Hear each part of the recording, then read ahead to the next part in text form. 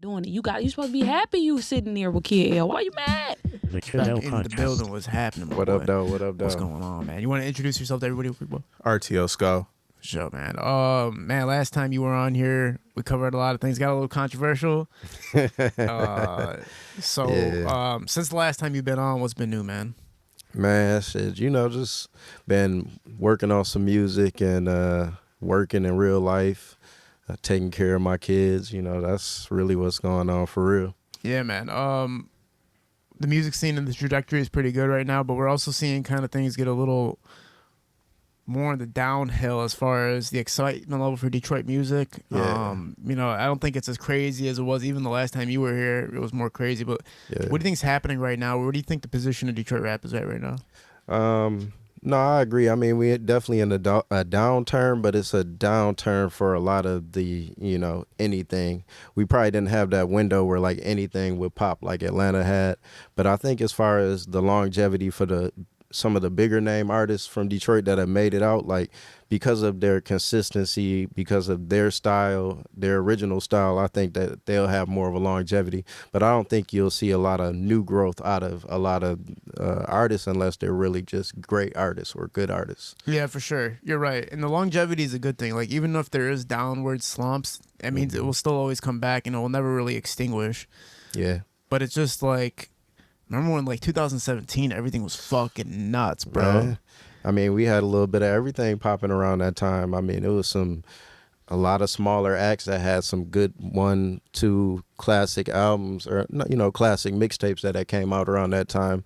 Like, I remember being in Cali and our cousin was just nonstop DZ. Yeah, I knew you was about to say that F&B DZ. Yeah, all it was day, two like, tapes. I can't remember the name right now, so, but we played the 2 tapes all back to back the whole 3 days. Dog. Yeah, it was crazy. And he from Compton. He not even from Michigan. That's all he wanted to listen to is fucking DZ.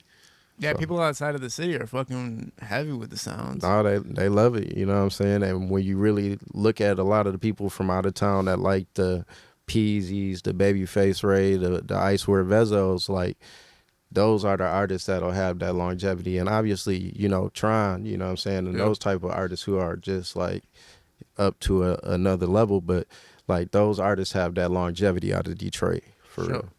You guys cousins?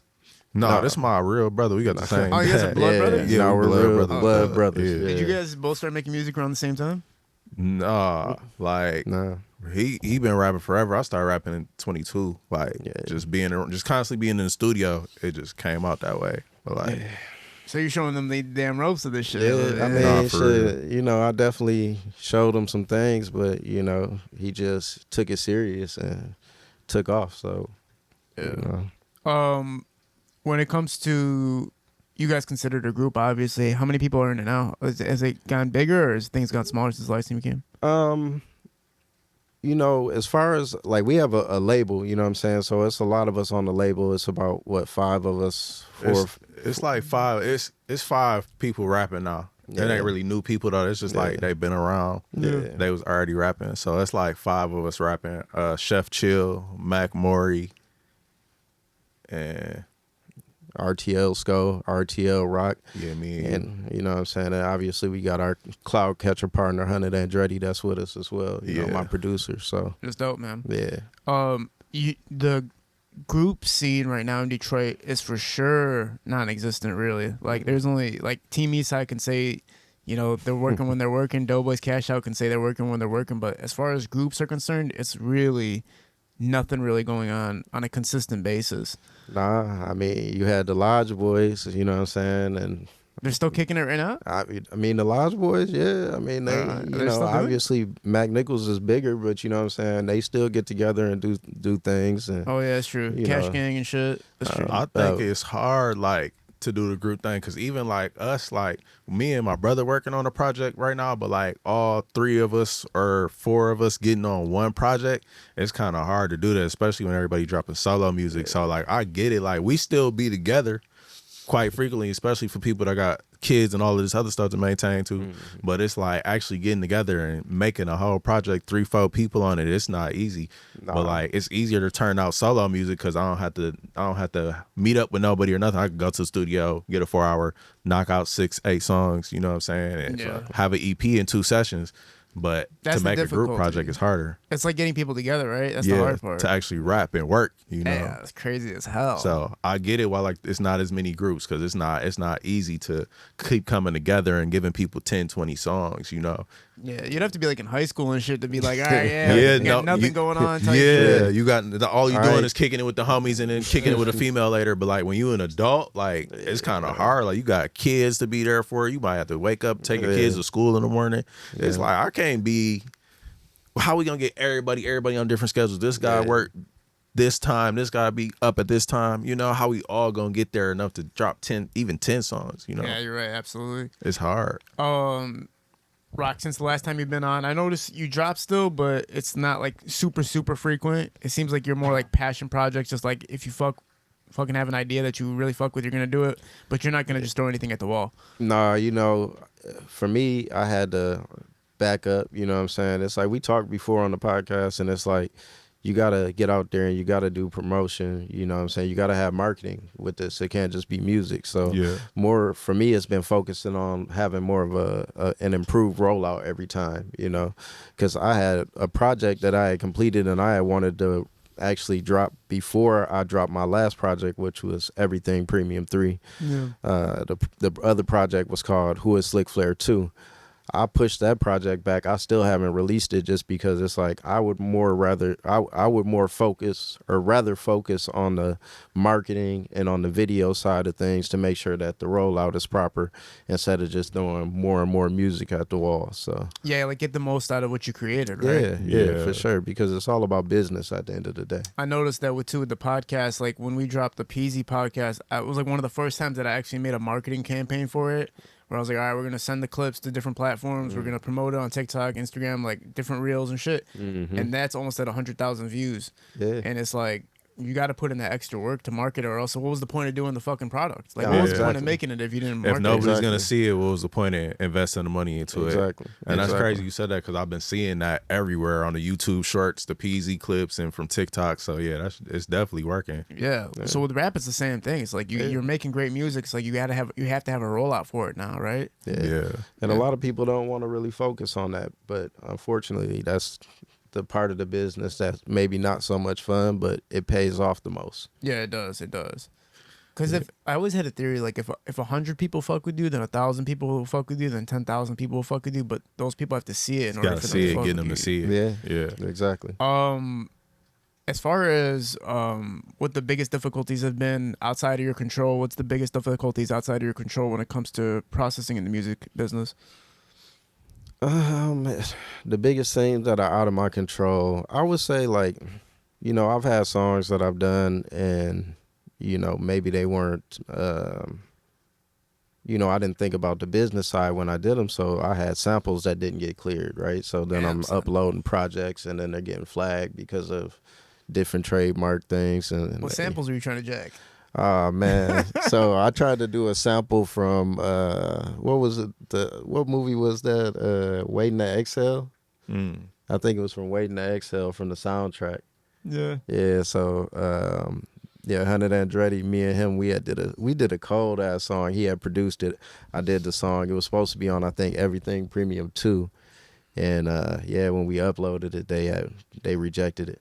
And that was the only time that's ever happened to us. But, you know, I really liked that song. Man, it sucks, man. Yeah, but, you know. Everything Premium. So this is, are you going to stay consistent with in order with it in the lineage, or is this the last one?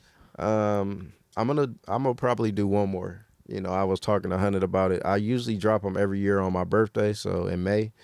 But I'm thinking about this year kind of breaking that cycle and dropping it a little bit earlier, maybe March time frame, he was thinking, and starting something new. What do you think has been the most successful, like as far as analytics, which tape has been the most successful so far? For me, I would say probably Everything Premium 2. You know, I dropped that last year, but I think as far as the analytics, that probably did the most for me.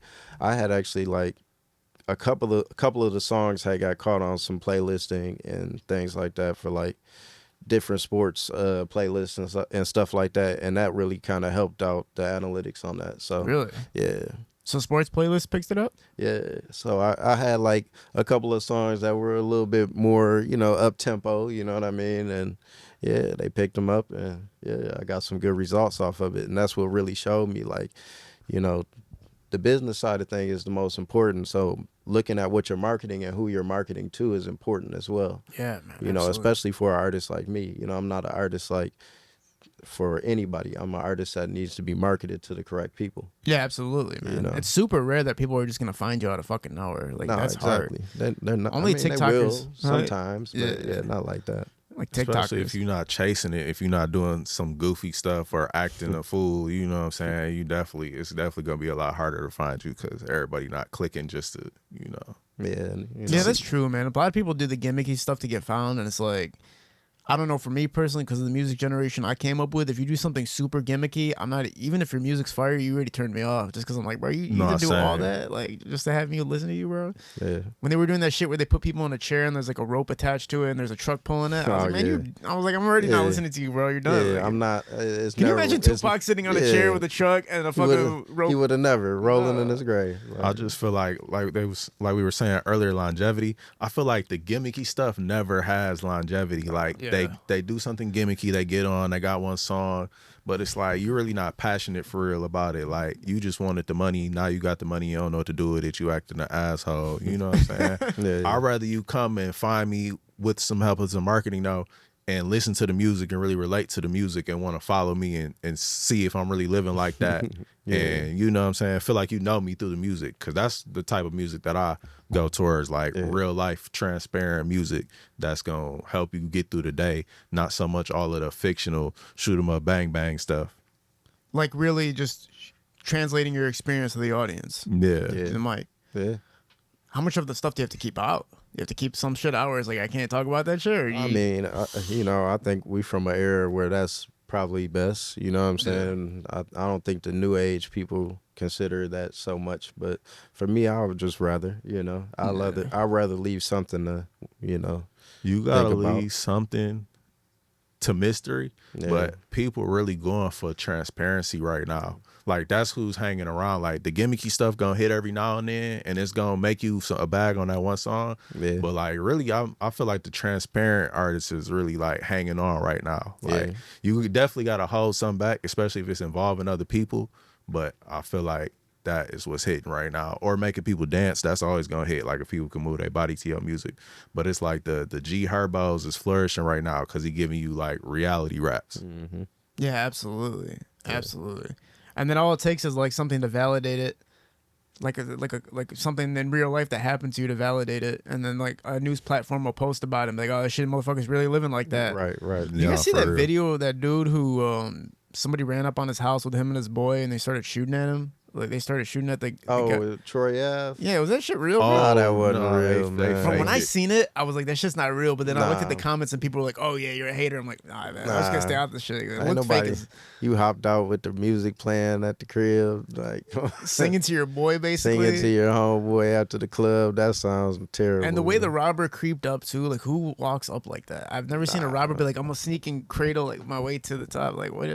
Man, that was goofy, unfortunately, man. That's what we talk about. Like, if that's what it's gonna take to get on, I'd rather just keep doing what I'm doing. Like, I can't do it. I can't compromise. Because look how that played out. Like, is his career over? Or is he chilling still? His career was already pretty much. That shit was already over. I think they tried to. I don't know what they tried to do, but I'm like, You know what was so funny about that? Like, I think his PR team had people comment going like, because they admitted it was fake afterwards. Mm-hmm. They said it was fake. And they were like, oh, that's exactly what you would say to make sure the police stay off your ass, is that it was fake. Right. And I was like, I don't think so, bro. Like, why did the footage get out in the first fucking place? Instantly, though. Like, I'm like, this just happened? Like, the footage out already? Because his man posted, like, thanks, Troy. Good looking. Like, good looking for shooting your gun. Like, what, bro? Like, man, Troy Ave was just on there Don't crying, never talking tag about, me. I'll shoot my gun to save you. Don't never tag me. Like, Nah, I knew it. Nah, for real. I said, I do. He got caught with that shooting in New In York. New York, Dog his was life ain't crying been the about that same, shit. bro. I I said, used to- nah, he not doing that. He I ain't that used to stupid. listen to Cuz too. He Yeah. was super emotional when he was about to send him up to jail. I mean, I get it. It's jail, but So that is it over for you? Like, are you done? Like, if an artist I does something, ain't. no, I'm saying, like, are you done listening to an artist after something gimmicky? If you ever see something, are you like, all right, that's it, or do you go like, all right, I'll give it a little bit? So the music gotta really be fire. I really try to separate a lot of stuff. You know what I'm saying? Not get into people business. Certain stuff you can't separate. It's like R. Kelly with the young girls. It's kind of hard to listen to Cuz. Trey songs with all of the questionable stuff that's going around them. It's kind of hard to listen to sexually charged songs when you're getting accused of taking it. Like, it's kind of hard to like vibe to that. You know what I'm saying? Yeah. But everything else, like, you get into it, you tussling with your girl, I'm still listening to your music. I'm sorry. Like, So you listening to Worry still, huh? I'm listening to Vory still. I'm still listening to Boston Richie. Like, you snitching is gonna make me feel some type of way if you snitching, but I'm still gonna listen to your music.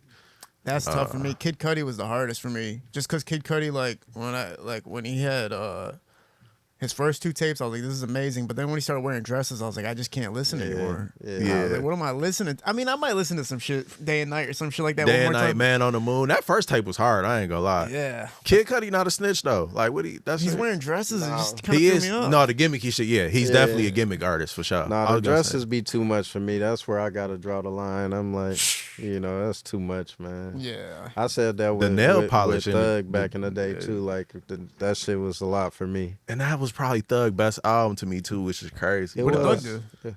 Like, He had the wedding dress on his album cover. I did not see that. it had like I don't know how the fuck Harambe it on there. I don't even remember the name of the tape. It wasn't My Beautiful Thugger Girls. I don't know the name of the tape. What but about yeah. painted nails? Is that like a no go or is I this? mean, I was born in the '80s, so I guess like If you painted gonna get nails some wasn't clear a thing. coat That or was a some thing buff, for us. So I guess I don't know. It wasn't for duh. in my household. So No.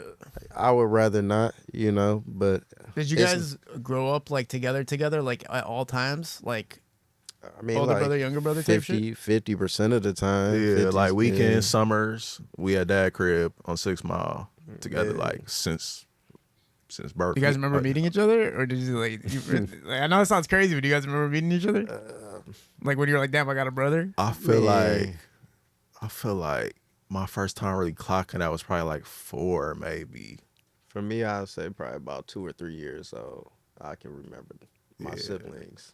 Yeah, you know. Yeah, yeah. you got other I remember siblings. my brothers since I was That's like a- about 4 or that's a 5 dope years question. old too. But like the thing that's crazy about it is like that's my first memory was with my brothers. That was like the first memory I ever had was with my brothers. I was trying to play Super Nintendo. They wouldn't let me play. And I was like, it's crazy how long these people have been in my life. Like, Nah, for real. from the rip. And it's the first memory I have. But the thing that's crazy about brothers is you protect the fuck out of them. Like, Yeah. nobody Man. can touch my brother or talk crazy to my brother. Yeah. And I feel like every time I talk to people from the city, it's almost like you have to stay on all 10 at all times and you have to like kind of watch over each other. But like, if something happened to me, I'd be cool with it. But if something happened to my brother, it's like, I'm going all out. I'm not stopping. Yeah, for me, Yeah. I'm the oldest from, most of my brothers. So it's like, that's a lot different for me, because I feel like I got to protect all of them. But, I feel like they feel the same way about me. So it's nothing like a real, a brother, you know what I'm saying? You'll meet a lot of people that you'll consider family in the streets, but, your actual brothers is irreplaceable, Was it like that when you guys were growing up in the city? Did you guys have to look after each other a lot? Or was it kind of like easy sailing? I mean, the way we were raised, that came without a question. We were just taught to be that way. You couldn't leave a house and not protect each other. Protect our siblings, sisters, whoever we with, gotta come back home with us. That was kind of like the thing. Yeah. But like Detroit back then, like when you a kid, you don't really think like we fucked up or like Detroit is fucked up or anything like that. I got beautiful memories of being in Detroit in the summer, like ice cream trucks, bicycles, riding the 7 Mile. My stepmom telling me not to ride the 7 Mile, like bro in front of me riding to 7 Mile. Like I got beautiful memories. in the city of Detroit, bro. So like I really like to see it now. I really be wondering like, is this how I looked back then? And I just was so young and naive that I didn't really notice. You know what I'm saying? Yeah. But I feel like the city was beautiful back then. We had burglar bars on all our doors, and I used to see rats. But I ain't think that was like out the ordinary for real. Yeah. We had a nice crib on 6 Mile. Like, yeah, the burglar bar sucks for sure, too. Yeah, they was there. My aunt used to have those, and I used to be like, it's so ugly, get rid of that shit. Yeah. She used to be like, well, people are about to break in. Fuck. Necessary evil. And in make some the house so places, you dark. know? That's what I ain't like about it. Like, it's like the blinds permanently closed down there. Like, I'm trying to get out the house every chance I get. I'm trying to go on the porch because it made the house so dark. Yeah, it's scary as fuck, bro. When you guys, when you first got into music, what year was it? I mean, when I first got into music, it was probably like 20, or it was like 2004 probably. God you know what I'm saying? Damn. Like making music? Yeah, I started off like making music, but I had like a home studio when I was young, like 16, 17. 1 second. What's the problem? His microphone's covering his face? Yeah, I think the mic's covering your face.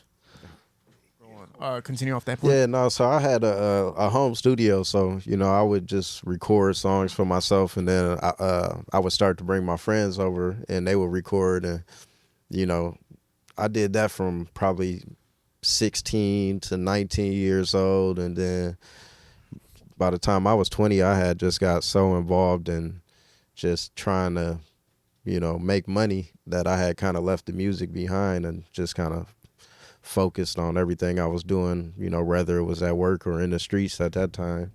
And I took a hiatus all the way until I was probably 29 years old, maybe 30 years old. So 2004, starting music though, there was so much going on, bro. man, Street Lords, Rock Bottom, Cheddar Boys, yeah, Blade Still Chillin'. yeah, Like, that must have been and that's a time where you can't just get out and be known either, Man. because there's no social media, there's nothing. It's like Nah, literally for like real. you had to, people had to know you. man. Nah, I remember like back then we had like kind of like the showcases they have now, but it was different little things. Like I remember doing stuff at like the Emerald and the Hayloft and like Mount Clemens and doing stuff down. Man, we did shit. What was that? The Butterfly back in the day, like doing like all type of stuff all over the little small club scenes back in the day, and that was really it. It wasn't like no social media. It was MySpace, you know. Yeah, but I would have Who been the like fuck is super you? unconfident with that. I'd be like, damn, how the fuck am I about to blow up? You'd have to have a lot of money behind you, basically, Man, right? You'd have to have crazy A amount lot money. of money, or one of them one-offs where like you're rapping outside to somebody, you get somebody your demo, like Oh, Big yeah. Sean rapping, bumping into Kanye, or Nip giving out the demo and giving one the game, Yeah. you know. But like back then, seeing people like sell their CDs in front of stores, like damn, you definitely had to have a lot of courage to be like, can you pay me $5 for this CD? But Of somebody I never heard of. one crazy story is I met Stretch Money years ago outside of Kobo. Him and Crane Novocaine was out there. He handed me his demo. I wasn't even old enough to drive it. I was with my big cousin. We popped it in. It was like the Hot Heat Rocks or something mixtape. It was before it takes money to make money. But the bitch was hard as fuck. He just gave it to us for free. It was like a lot of people probably threw him away, but we actually listened to it. I have been fucking with Stretch Money ever since then. You know what I'm saying? So I feel like music is getting back to that point though, and that's why like a lot of people aren't breaking through, is because it's getting back to that point where maybe not necessarily doing showcases, but like you got to get boots on the ground in some aspect and like get out and touch the people and let them see you in some aspect, whether you're going to do it digitally and be consistent and let them really see it day to day, or get outside and do shows and do walkthroughs and just be in places where people can see you. Yeah, you have to have people actually see you. Have that money right, most importantly. Have that money right, because everything is going to cost when it comes to this shit. So you either going to have somebody supporting you or you going to have some money behind you. Yeah, So, you have to. Everything costs money in entertainment, bro. Yeah. You have to have the machine behind you. That's why, like, once a label picks you up, you got that money to use. Obviously, you got to pay it back, whatever the fuck, but you still got all that money that you can use to blow up. And then, all right, you got to pay back that money, but you're famous now. So now you know how to, like, all right, let me figure out how to recoup. You better Exactly. know how. Like I'll be thinking it's crazy when it's like dudes get the boost from the label and then they don't rap hustle. Yeah. Like even if you run through what the label gave you, they still done made you a public figure. Yeah. Use your public figures Yeah. to make some money. It's regular people with 10,000 followers getting brand deals for whatever they're making content about. Yeah. So it's like if you got 20, 50,000 followers, okay, you blew through the money that the label gave you. gotta Why make the you best can't of make it. yourself a public figure? Why you can't Exactly. drop your show price? Do cheaper walkthroughs. You know what I'm saying? Do the weed promos that everybody's doing. Like people be trying to clown the cast for doing the weed promos, but if somebody gonna give you 5,000 and be like, "Hey, get some weed from my friends," you're gonna do like, come on, now, like you're the loser thinking I'm not supposed to do that. I'm not supposed to get 5,000 and tell you to get some weed from some people I don't know. Yeah. Exactly. Yeah, you're right, bro. They take the label money, they burn it, but you have the fame now. So it's like, how do you recycle that? How do you make something happen? I had a friend that he got $150,000. This is nearby too, and he blew through the money with hoes and bullshit and everything. And then I talked to the person who gave him the money. He's like, "Yeah, bro, we tried everything with him. He fucking just blew the money. Like he owes us money type shit, but we can't. He's so broke that we can't even take shit." Yeah. And then the dude just disappeared.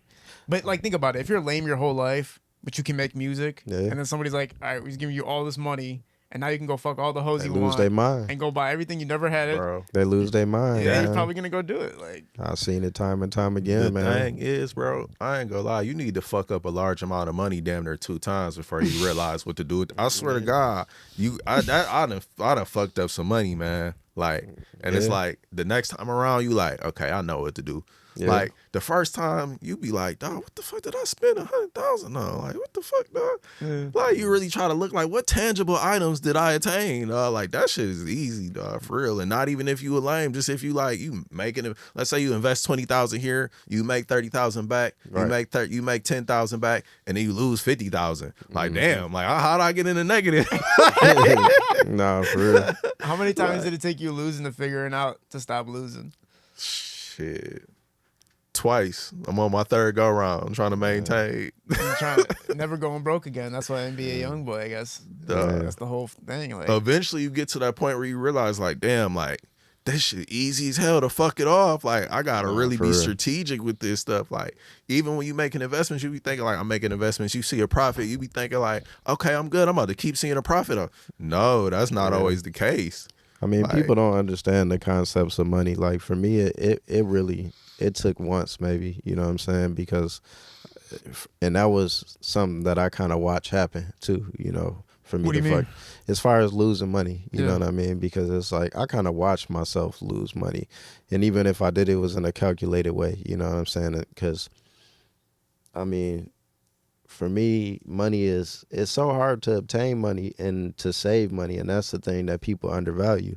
So for me, it's like after losing money that first time, man, I ain't never want to feel that shit again.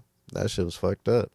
Especially when, like bro said, like we done fucked up large amounts of money. So like to see you go from here to Top here, bottom, top to the bottom. no matter how long that shit takes, like that shit is humbling, you know. So for me, yeah. I'm such a calculated person. I knew like I never can see this shit again. Like no matter what I have to do. Was it hard to get back after losing everything? Or did you lose everything, or did you just take a big hit? Man, for me, I would say, you know, I took a big hit. He took a big, you know, we took multiple big hits, but it's like when I took a big hit so bad to where it was like most of it was gone, but I never lost everything because I was still able to maintain. And that's the thing that people don't understand is like you have to be able to maintain. And there's a certain amount of assets like throughout life as an adult, you have to be able to maintain. Yeah.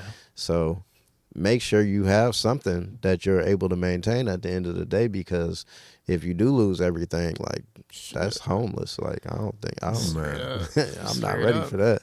No, I admire bro discipline with that. Like he know how to stay real disciplined with the income and the outcome. What goes in, I mean, what goes out must come back in. That discipline, right? That's discipline at the end of the day.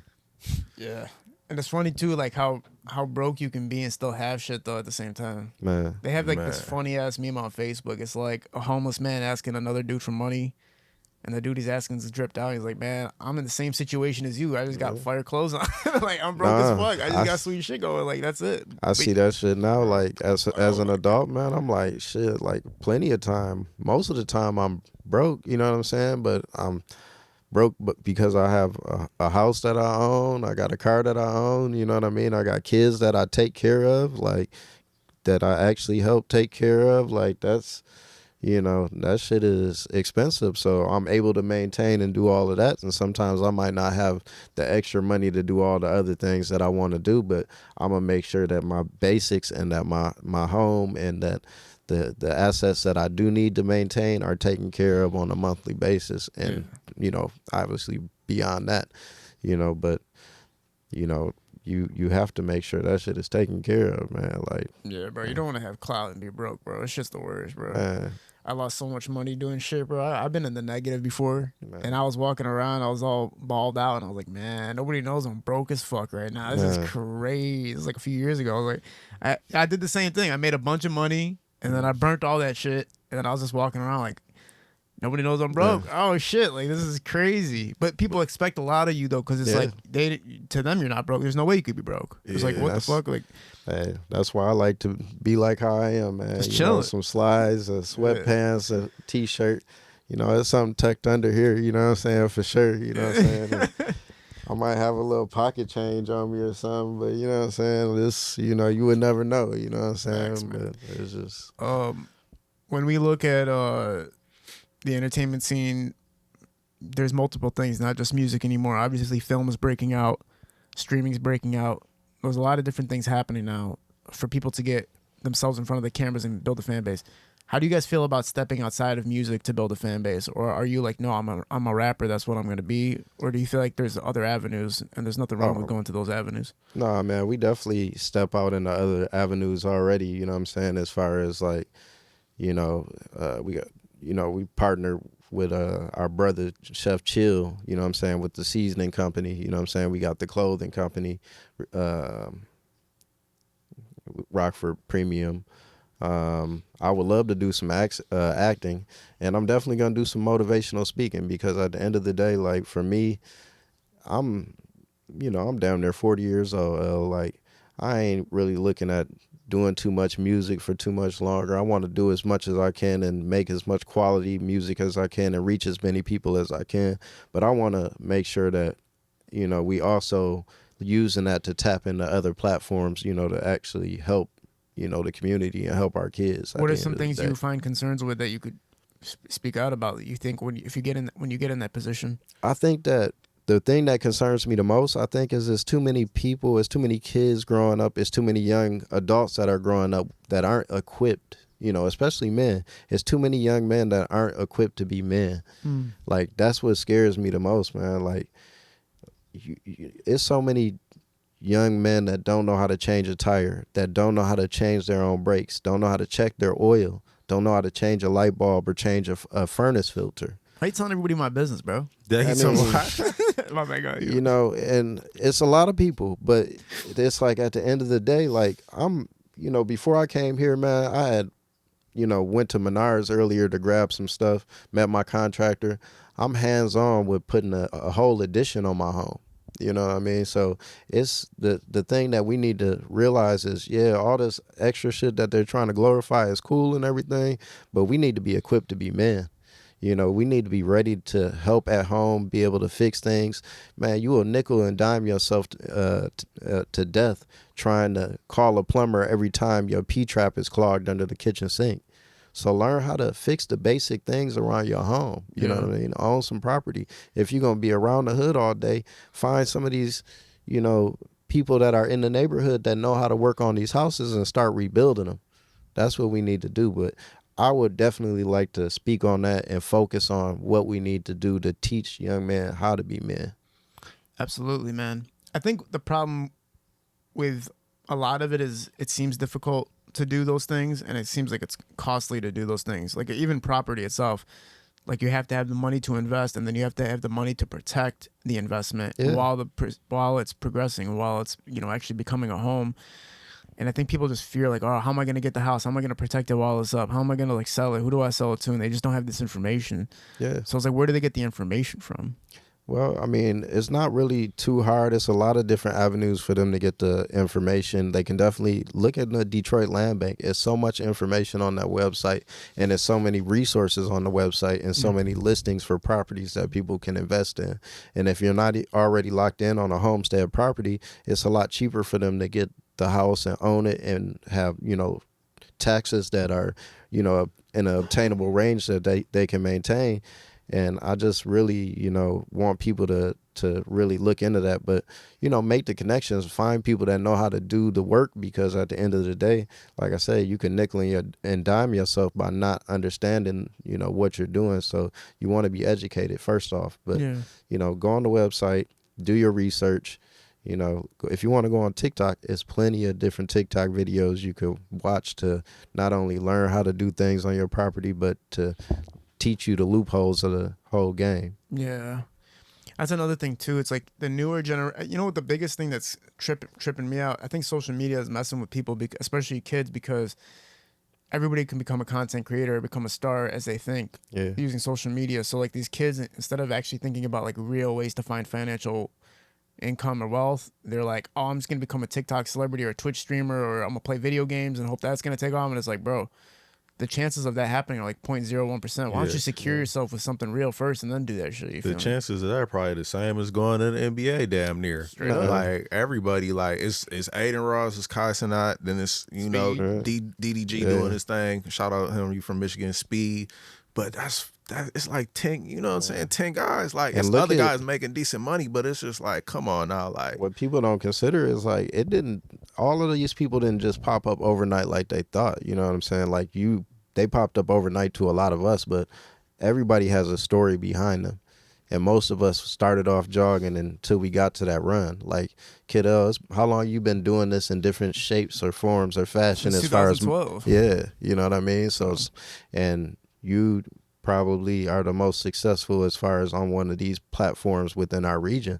So it's like 2012. It's a long time, bro. I feel embarrassed to only be this far, but that's how far I could get in this motherfucker. So planning your life as a high school student around that is it's people that started in 2020, 2015 that'd be thinking like, I would have been where you are right now, that ain't not there. They may never get there. Exactly. So that's one way to look at it, but I feel like the work paid off. You know what I'm saying? For real. It did. And that's the thing that I think that's why a lot of people were tripping out at me, because like you said, people, when they start seeing you out of nowhere, they're almost like, oh, this motherfucker just thinks he can come out of nowhere and like pull up. And it's like, no, bro, motherfuckers have been working years in the making, boots on ground. Yeah, so they don't get that, but you're right. Just like all these Twitch streamers, when your kid sees a Twitch streamer, it's like, oh shit, like I can go do that. But it's like, bro, that kid's been doing this shit for even Kevin Hart. I didn't realize Kevin Hart was in fucking what's that airplane movie? Soul Plane. Yeah, I'm like, what the fuck? He's been working this long? Yeah, I mean, he was in a lot of those early Dame Dash movies, and it's like, when you look back and you see like him in them Dame Dash movies, like what was that? With Beanie Siegel. State Property? State Property. Man, like that shit is crazy, man. Like, bro, Kevin's been around for a long time, so he deserves everything that he has. No, absolutely, yeah. I like how you guys are focusing on that on that subject. I think it's super, super important. You just wonder, are people getting stupider or smarter, bro? That's what it really comes down to. Stupider for sure. Oh, yeah. I mean, especially in America, we already the data shows it. I mean, unfortunately. If you're not going to educate yourself, you're going to be behind. Like, whether that's taking the next step and going to college or going to a trade, or like reading books and doing real research. And if you're not going to educate yourself in some form or fashion, you're going to be out of luck. Even with the kids, it's like you send the kids to school. But if you're not working with your kids, when they come home, they going to be behind on the other students. I mean, the schools have failed us at the end of the day, and that's why I say, man, teach the kids how to be adults and teach the boys how to be men, because at the end of the day, they're coming out of school learning a different type of math than the rest of the world understands, in a different way. Like, we still are, already not on the metric system. So it's like, now you're teaching our kids a different form of math than we learned in the 80s and the 90s. Who's learning the metric system? We're not. I'm saying we're already different from the rest of the world, because we don't do the metric system. You think we should go to the metric system? I mean, the rest of the world's on the metric system. I'm not trying to learn some new shit. I'm not trying to learn some. I don't even fuck with Celsius, bro. I'm not trying to learn Celsius. If you were gonna change it for our kids, you might as well have done that instead of putting them on this whole different complicated math. But think about Fahrenheit and Celsius, though, bro. Like, all right, Fahrenheit, like 0 is like 0 degrees, which means it's cold, and then 100 means it's hot. Like, what? No, I definitely prefer Fahrenheit. Nah. Why are we doing it any other different way? Because it being like 34 Celsius and being hot is insane to me. Yeah, like what? It don't even sound and right. kilometers. I don't like kilometers either. Kilometers. So. I was thinking that 2 kilometers we a mile. simplified things in a dope way. No, we did because like 100 miles an hour is fast. I was gonna bring up a point of what you were talking about, though, man. Yeah, if everybody is getting stupider, that is an unfortunate thing, and obviously, like with who's running the country and everything, without saying any names, Man. you feel me? It's like the influence is even crazier. But Yeah. and we all put ourselves in a position where we allowed somebody to take charge of the country. And as a public figure, not only as action, but the words that you speak and the presence that you have and the way you deliver messages to people, I think it can influence people to become more ratchet and more like less compassionate and less like connected to other people. Or it's almost like, fuck you. Like, I'm doing my shit the way I want to do it. Fuck you. And it's like, I think people get influenced by that and they live like that. Well, I mean, I think that, you know, it was a black guy that had ran the country. But the way he held himself, you know what I mean, and even the men before him, you know what I mean, like, and even the ones that I didn't like before him, they all held themselves to a certain standard, bro. And that's where it was like, for me, it was a prestigious thing. But and the reason I bring up the black man is because it was like that made the children strive to be smarter, right? They saw something that they never seen before, and he acted in such a way that they never had seen before on that platform. This man was just polished. He was clean. He had an answer to everything. He was very calculated, you know, and I was like, what you looked up to as a president, even was like the guys before him, though you may not have liked them and they may have done certain things that you didn't like, they still held themselves to that standard.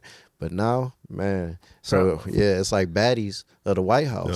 You know what I'm saying? Crazy. Oh my God, that's the best way to put That's it. crazy. Man, it's like baddies of the White House, man. No, It's almost like the White House turned into like a sitcom or like a reality TV show. TV show. Nah. Essentially, that's what I feel like we watching. What was Trump's? What was that? What was that?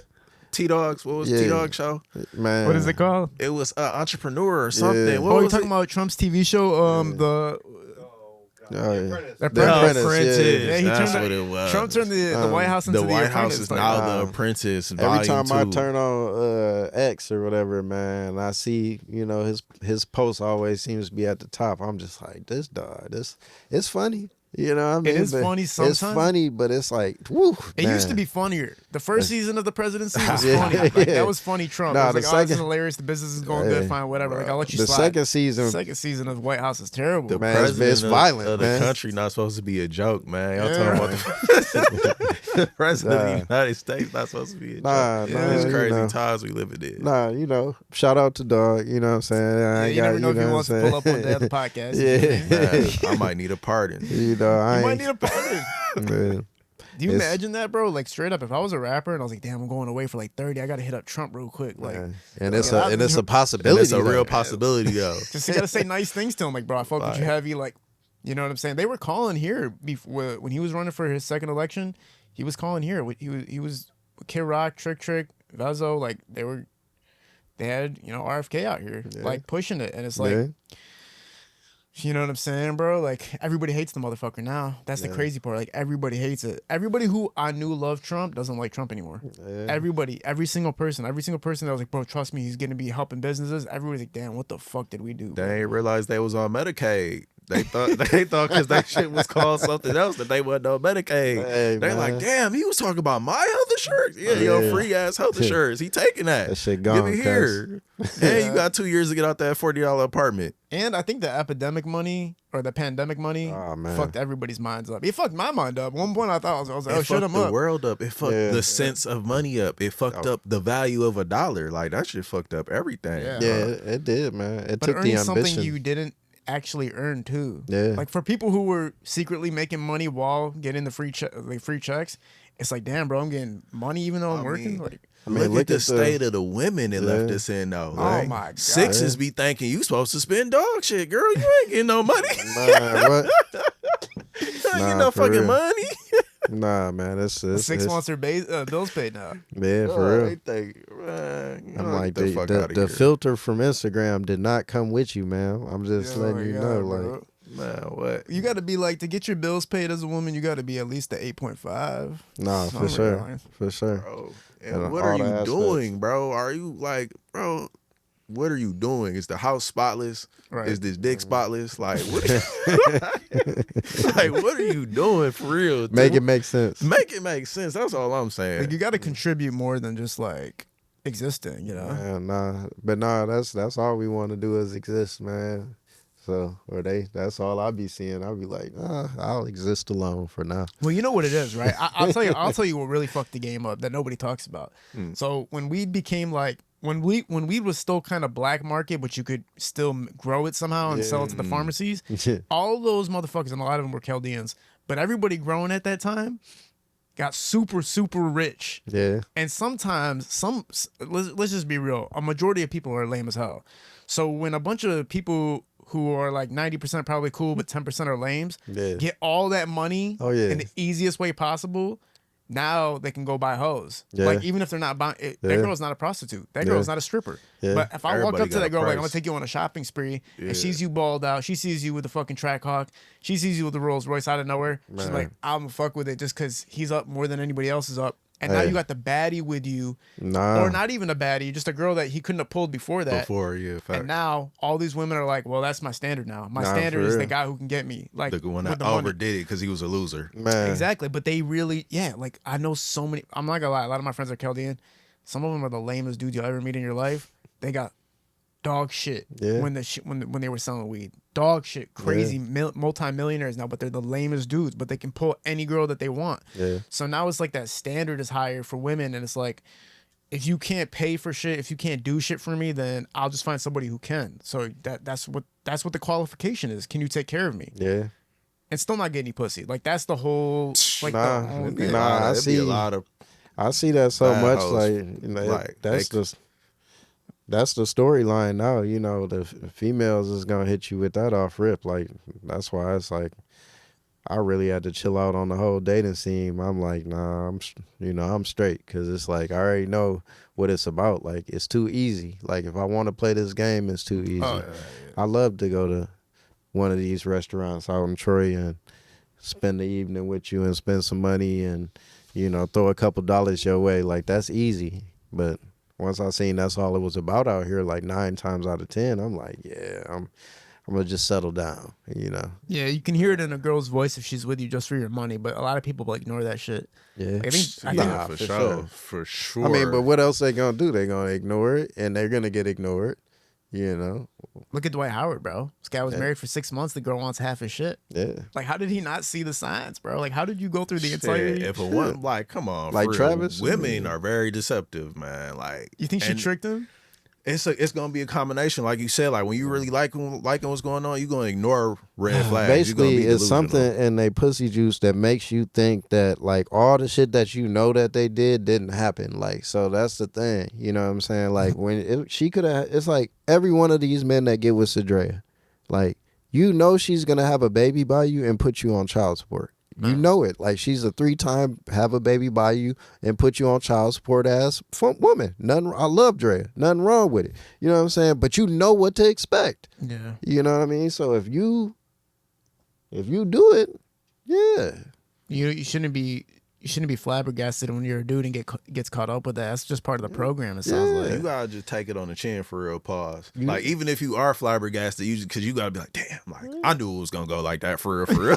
I knew it was you gonna knew. go like that. But I was caught in the sauce. That sauce had got me, and I said, "Fuck it, I ain't care." Like, she wouldn't do that to me. Yes, she would, just like she did it to the last 3 days. Even with the, like, spending the money on the female stuff, bro, it'd be so scary, because it'd be like, yeah, he can spend his money and he can date her, but she's still gonna want that excitement.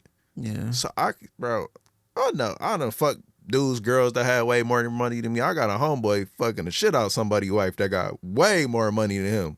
She just liked the moments though. Yeah. She just they impulsive, bro. They like living on the edge. You know what I'm like the saying? And moments. that's just people in general, though. You know what I'm saying? That's Yeah, people in literally. it's hard for, it's crazy how we kind of connected this conversation with what we were talking about before. Like, when you're a person who can walk with grace, like even when we're talking about the president, you walk with grace in life and you kind of have your rules and your ethics and your morals, and you're like kind of stuck to it a little bit to a point where you're just a good human, right? Like, you just want to be a good human at the end of the day. Yeah.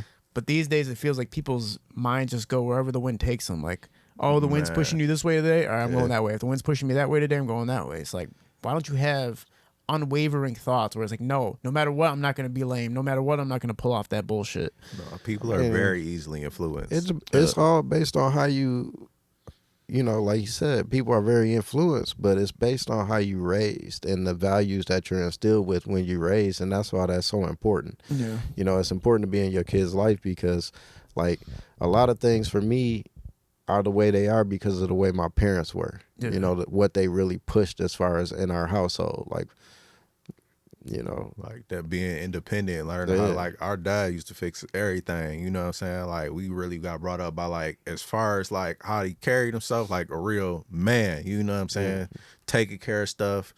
Always got a couple dollars in my pocket, always got 2-3 nice cars. Like, we really saw somebody maneuver like a boss, and learned a lot just from watching it, you know what I'm saying? So my pops taught me how to be resourceful, and that's doing it on your own. That's that's the thing. But the way he was, how resilient he was about certain things, gave me that unwavering ability to be who I am at all times. Like, I don't really care, how somebody else feels about me, because at the end of the day, my pops always told me, like, as long as you the one that's taking care of the business in your life, it don't matter what somebody else is doing or how they feel about you, because at the end of the day, how someone feels about you doesn't pay your bills. Yeah. Right. So. Yeah, absolutely. Absolutely. I did that the other day. Like, it was like, I think like a few days ago, I was laying in bed and I was like, bro, I'm never going to think about what anybody thinks about me, and I'm also never going to think about anybody as far as like social circumstances are concerned. Like, I'm done thinking about social circumstances, bro. I'm just going to live, and like, if I'm dealing with a social circumstance, I'm in that moment, I'll handle it then. But I'm not going to sit there and think about, damn, dog did that, or dog is this. I'm not doing that no more. It's like, a waste of time. You torturing yourself for real. Yeah, you because gonna throw yourself off. Get in your own head. Yeah. And people have people have their moments, and people are people at the end of the day. And people want to put on an image, you know what I mean? And that's the thing with social media. Social media gives people the ability to create an image in that moment at all times. And that's what I don't believe in. I'm not here, there's so many people, they say, oh, social media is not real, it's not real, it's not real. But people react off of social media. Yeah. People will beef off of social media. People will meet people that they will, date off of social media. Yeah. So social media is very much real. Yeah. And I'm not here to show my best moment and my best image on every post. I'm just who I am at the end of the day. And that's what people have to realize. Like, stop trying to catch the perfect moment at all times and then try to convince the world that that's your life. That's not your life. Yeah, it's not. It's almost like a second chance at like changing your identity.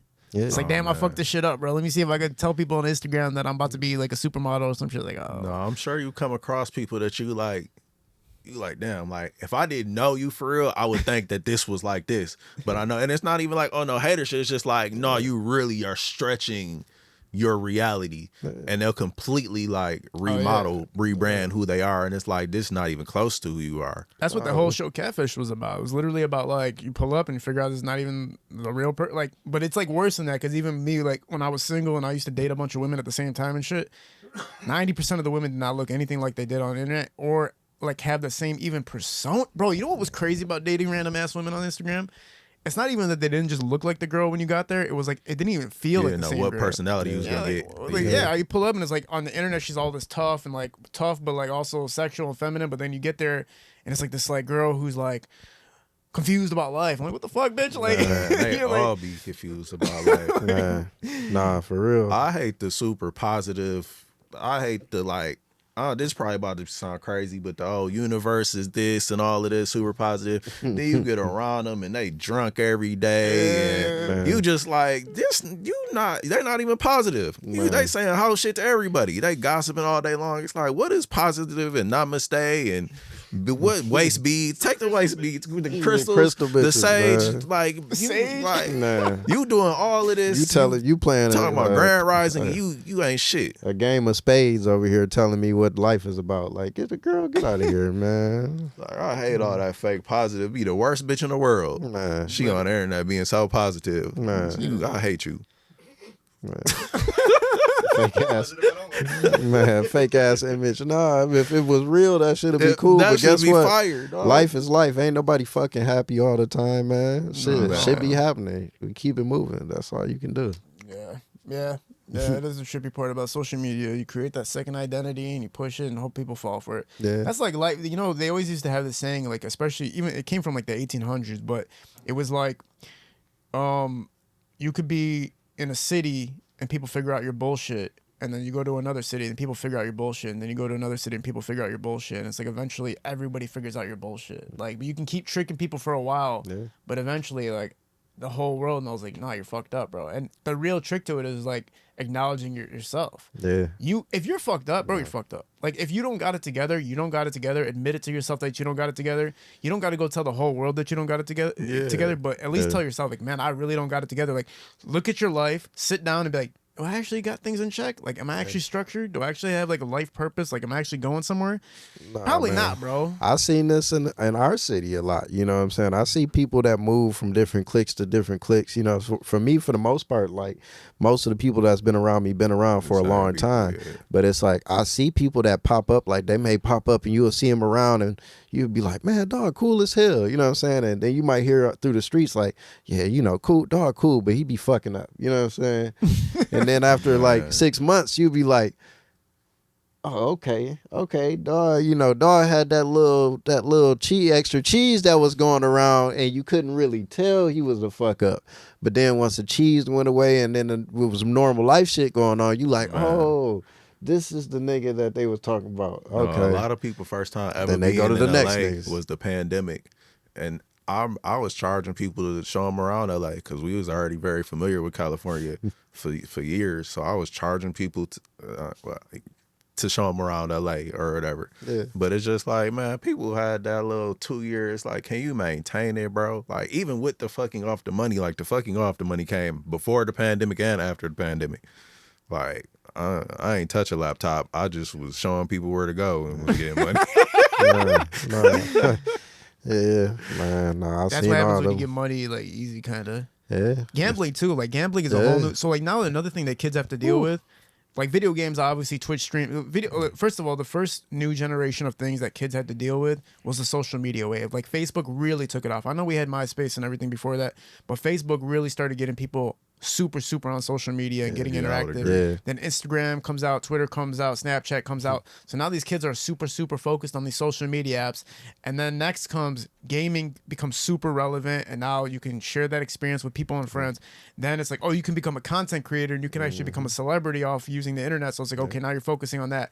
But now, like, the newest thing is gambling, right? Because gambling became legalized online. Like, you don't have to are go to not gonna hit that parlay, cuz you're not hitting that bitch. But I know people living off of gambling. Like, they literally live off of it. Like, yeah, bro. I know several gambling addicts. Like, for real. I know a lot more that don't hit their parlays, but it's some that are very successful, like, and have made a great living off of that shit. Like, I know for sure too. But the chances of being successful off of it, it's gonna be a documentary about this shit in like 10 years. What do you think? I think this shit gonna fuck the world up, like the gambling addiction, because it's people making money off it, but it's a lot of people addicted gambling every day and not making.